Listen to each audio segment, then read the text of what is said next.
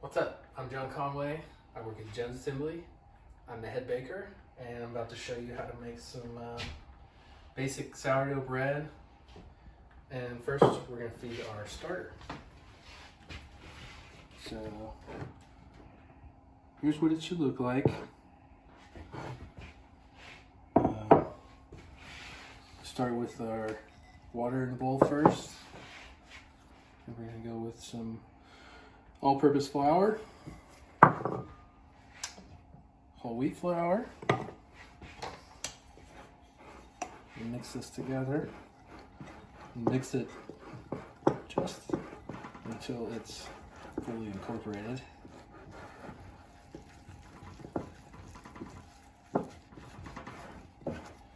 Don't really want to overmix.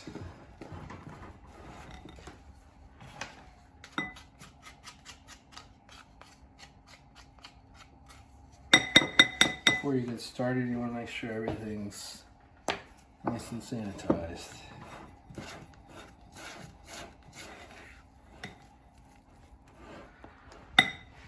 Next, we're going to take a little bit of our old starter and fold this in.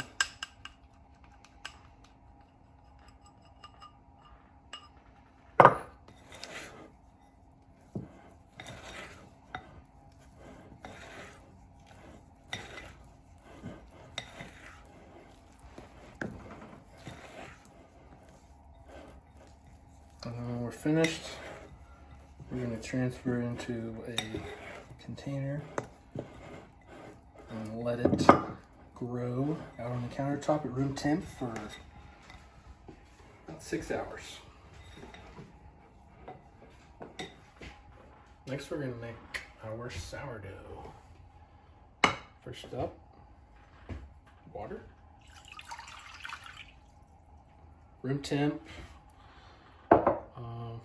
or try to be around 68, 69 degrees. Bread flour. The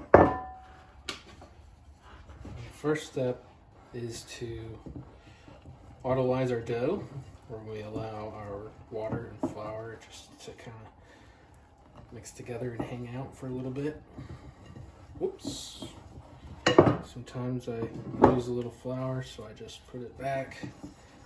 I keep my, what I call bench flour, or what bakers call bench flour. So I'm going to switch to my hand. You can use a mixer if you'd like. I thought since probably not everybody has a mixer at home, I'll just do it by hand so you can see what it's like. I'm going to tell you now, if you don't break a sweat, you're not doing it right. But we don't want to mix too much while we're autolyzing. I'm going to put this on my table and kind of finish it. Just until it's kind of fully incorporated. I'm going to kind of knead it the rest of the way. Doing little quarter turns. That's good enough. We're going to let it hang out for a minimum of 15 minutes to a maximum of about 5 hours. And you want to keep it covered up. You don't want it to get dry. Next, we'll add our starter, and then I'll show you when to add the salt. There we go.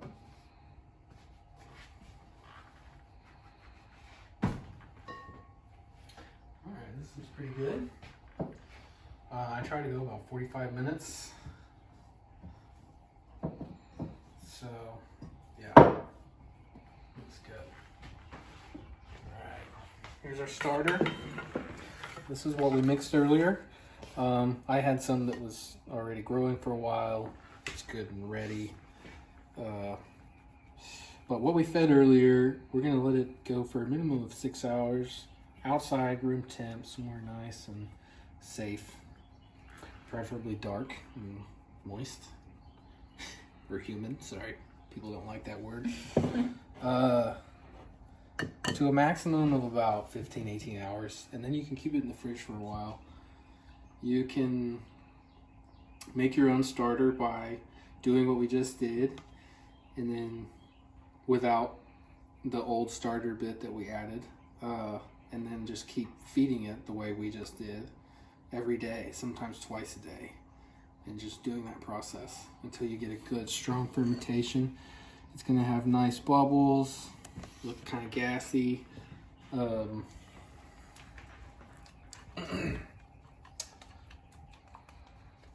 Be pretty active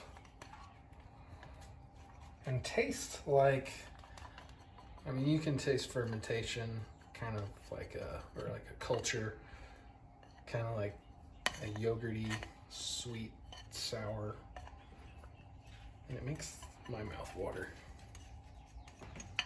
And the stronger it is, the more my mouth waters.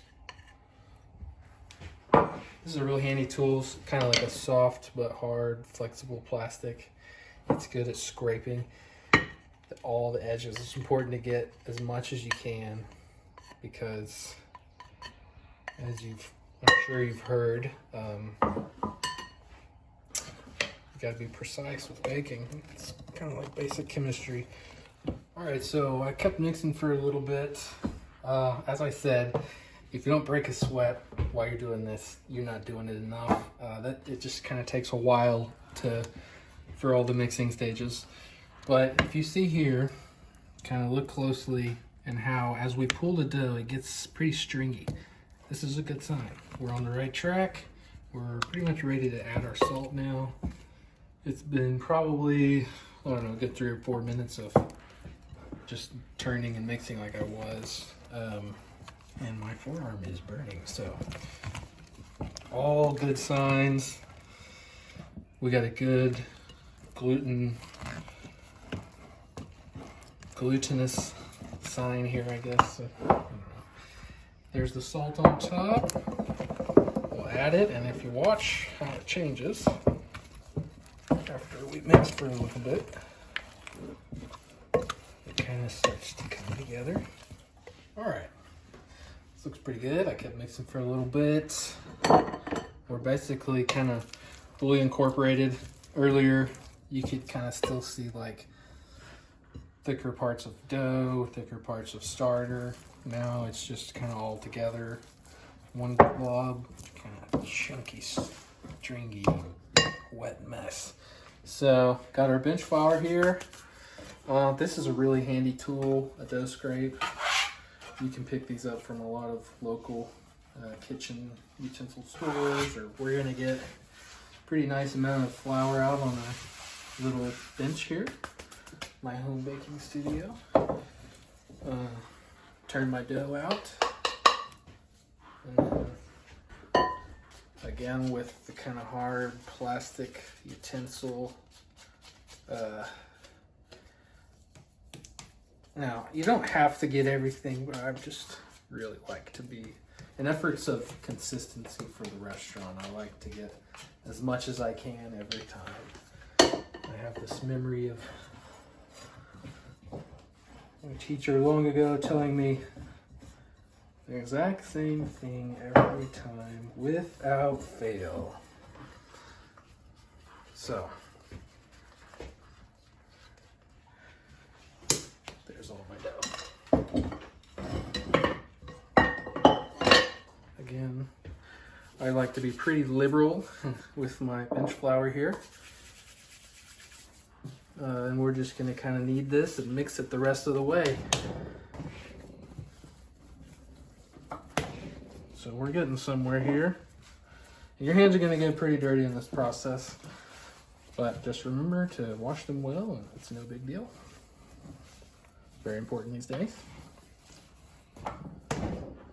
but also at the same time just as important as it's always been. I kept kneading, kept adding flour until I got to about this point. As I said, I guess 3 or 4 times now, if you don't break sweat, you're not doing it right. I'm feeling it. I kept pinching flour on it like that. And then as soon as it gets to this point here, after about, I'd say a good 15 minutes total of kneading quite intensely.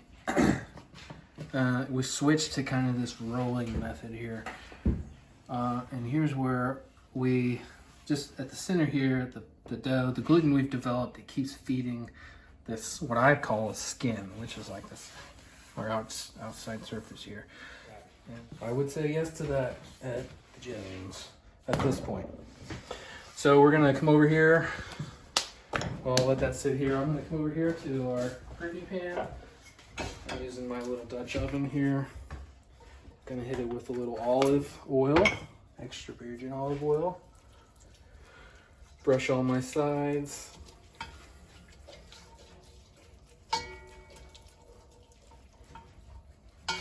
Like that. Pick my dough up. Give it the last couple tucks. Kind of work that to a close there. There we go. And that's gonna hang out dark, humid, safe for 2 hours. All right, we're a little past halfway on our bulk fermentation. And we're gonna come in here and punch the dough down and give it a little fold. So you'll see we have these little kind of gas pockets that have developed throughout the dough. And we just want to kind of give this a little tap, push, kind of smash, gentle little, I don't know what to call it, and disperse these gas pockets kind of throughout the dough. So flatten it out. It's risen quite a bit, as you can see. I'll flip it over and kind of give it a couple little turns. And then we'll let that end up on top again, like so. And this helps just overall with kind of the structure of the dough, the crumb structure, as they would say. Go the rest of the way for its fermentation. And so here we go. I've split the dough. You got it. Sorry, that's my executive producer there. I've split the dough equal parts, and we are going to flip them over here and final shape them into these baskets here. These are what we use at the Jones. I've brought a couple home to do some practice, but you can also use any generic loaf pan and just kind of do your shape, put them in here, and do your final proof and bake in that.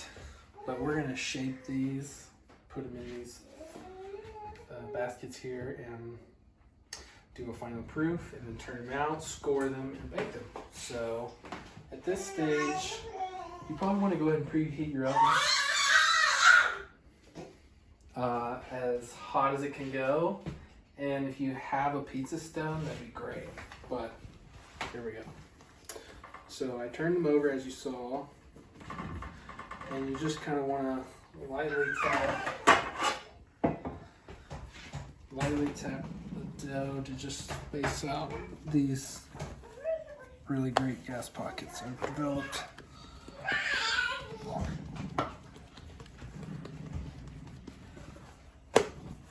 Okay, that's good.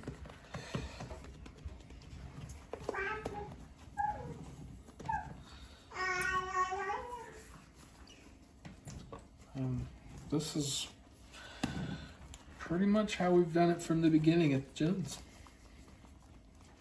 So it's been really fun to keep the same thing going since the beginning.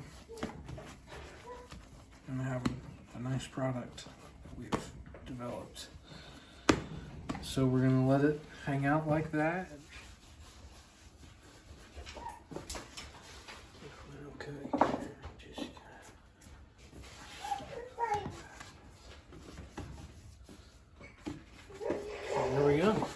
Let that kind of go through a final proof. Now, if you're just going to go into a regular loaf pan, just coat it with some oil. and place that in here like so, and then we would just leave it in here till it rises and then bake it.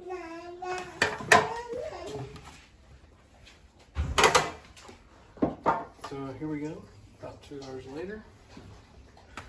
Dough's been proofing, it's pretty much doubled in size. One way to kind of test this is get a little flour on your finger and poke it, and it kind of slowly rebounds. It's ready to rock.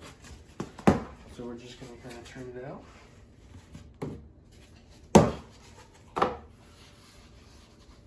These are some smaller loaves, but they look great. So you're going to need a razor blade for this next step, for the scoring process. This is, I mean, there's really no other way around it. It needs to be really sharp. This may not be sharp enough for a good score, but here we go. And we're just gonna kind of, as soon as the cut starts, just drag it the rest of the way from here to here.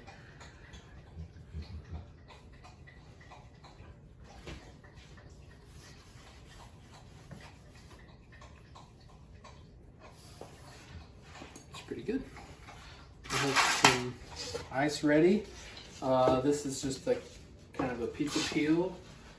Not really necessary, but I'm going to be using this, and then we're going to slide into the oven. Preheated oven, 500 degrees, just a conventional baking, not convection. And I have stone in here. You want to be really pretty quick so you don't lose your heat, and then you have just a little bit of time to kind of get a final position. One more thing really quick. We have our ice ready. Preheated pan down here. This is to get some good vapor going. That will help us form a really nice crust. All right, so 20 minutes bake time. You come in here, check it out, rotate, and go just maybe 5 more minutes. Careful, it's really hot. All right, bake's complete.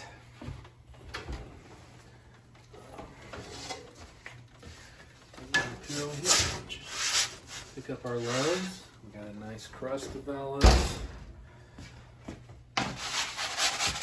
Boom. Great.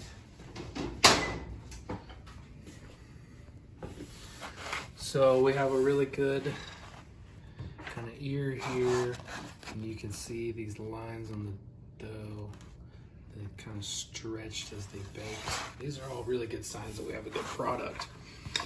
And if you can look really closely, if we get our temperature right, all of our steps have been done correctly, and the vapor in the oven,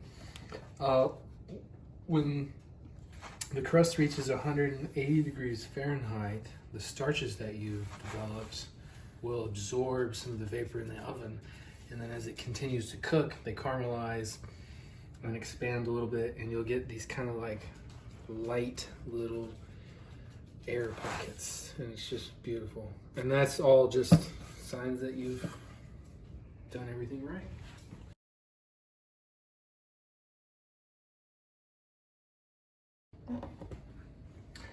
Well, that's it. Thanks for watching. I hope you enjoyed it.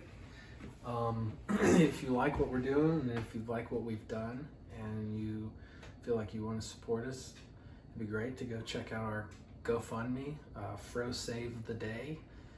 And whatever we raise there will go towards our staff. I miss the Jones. I miss being able to do what we do and have all the fun we have at the same time.